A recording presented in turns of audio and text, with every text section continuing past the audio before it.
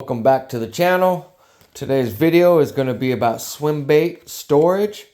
I'm going to tell you guys how I store my swim baits, anywhere from the soft swim baits to the hard swim baits, whether they're multi-segmented swim baits, whether they're two-jointed swim baits, whether they're glide baits, soft swim baits, any sizes. This is more or less for the bigger sized swim baits. So let's get this underway. I highly recommend keeping the original clam packaging. This is what this is known as, clam packaging. It will definitely keep your tail straight. It won't have any kinks in it or anything stupid like that. When Mega Bass made these mag drafts, they made the packaging where it can be utilized so the tail doesn't get a kink in it. And, you know, after spending about $35, $40 on one of these 10-inch baits, it can definitely add up, so you want to get the most out of your life. I highly recommend taking a pair of pliers and taking these staples out so you don't catch your finger or tear your finger up, something stupid, bleeding all over the place. But nonetheless, they make these clam shells very nice to be able to keep your bait in. But if you get a lot of these baits, it's where are you going to put these at? They don't really fit into, you know, your traditional tackle boxes like these. These are a little bit older school. But I mean, you could take a Dremel tool and cut this out and make it fit. But, you know, you're kind of limited on how many you could fit inside this tackle box. So, and then you go up to a little bit higher quality tackle box, and these have the little O-ring around the outside of it, so it keeps it watertight. But if water is trapped inside there, you're still going to have your lures rust out. So highly recommend in purchasing or upgrading your tackle boxes up to this style. But you got to beware when you take it out in the middle of a rainstorm to not trap in any kind of moisture inside there. This type of a tackle box will work. You can take out these and adjust the inserts in the middle of them, and they will fit, you know, an 8-inch. May have to take a Dremel tool, like I said earlier, and, you know, cut that out. That's an upgraded smaller size tackle box. Now they make these bigger, thicker ones. You can see the difference in these. One's very deep. I use it for oversized baits. Like I keep my oversized top waters in here. I don't have my Whopper Plopper 190s in here, but I normally do. But you can easily fit this bait in there. You can take out one of these dividers, and you can easily put your giant, you know, 10-inch mag drafts. You can fit your glide baits in here. You could stack them up in there. But your soft baits, you're really going to want to keep the clamshell packaging for the soft swim baits. But as far as hard baits, you could put a bunch of hard baits, glide baits, all different sizes, colors inside here.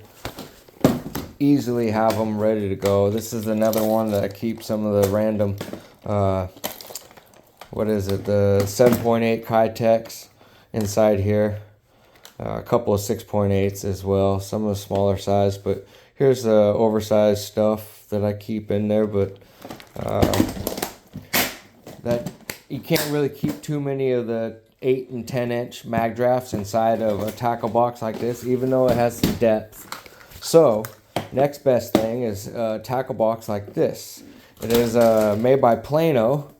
I put some stickers on it, but you can see the depth of it. It's pretty thick, pretty deep. You can fit a lot of baits in there. As you can see, I got some 7.8 Kytex in there. I got some Zol Dangerouses. I got some Hangovers. But this is a pretty cool little tackle box. It does not have the little rubberized, you know, dry lock type of a system on it, but you can easily pop the top when you get home off the water and let this air dry out, or bring this inside the house and let it air dry out. This is another one, same size. You can put many different baits inside of it. This one's got the Nessie 9-inchers in there and the coal shad in there. So, you know, you can't really just keep this in the, you can keep this in the boat, but, you know, out in the weather, this is going to get weathered up.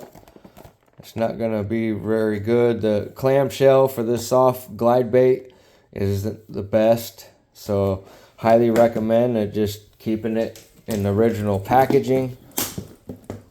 And yeah, you can fit, I'd say at least, you know, 4 to 8 baits of the 9-inch Nessies inside one of these boxes. I couldn't tell you how many of those 8-inch mag drafts we could fit in there. But this next one is the big Mamma Jamma. It holds a lot in there. I just wish that they had the dry lock O-ring around the lid to keep it, you know, watertight. This is where I keep all the mag drafts, 8, 10-inch. I have some 7-inch glide baits in there. I got the 9-inch glide bait I recently got. Have yet to try out. Can't wait for it. But you can keep line. You can keep all your glide baits, swim baits, hard, soft. These are just some baits that I picked up very cheap on Tackle Warehouse, I think 2 years ago. It's just like a regular $30 bait, dropped down to I think $5. Has a giant monster screw lock, weighted belly hook. Doesn't have that bad of action. I've seen a lot worse of action out there, but you can just easily fit that in there. You can fit all your oversized baits in one compartment, and you can easily just go for a day of throwing big swim baits. So that is just about it for the video. Please hit the like button, comment below, subscribe if you're not subscribed. Check out my Instagram page as well. I appreciate everyone watching this. Until next time, Swimbait79 out.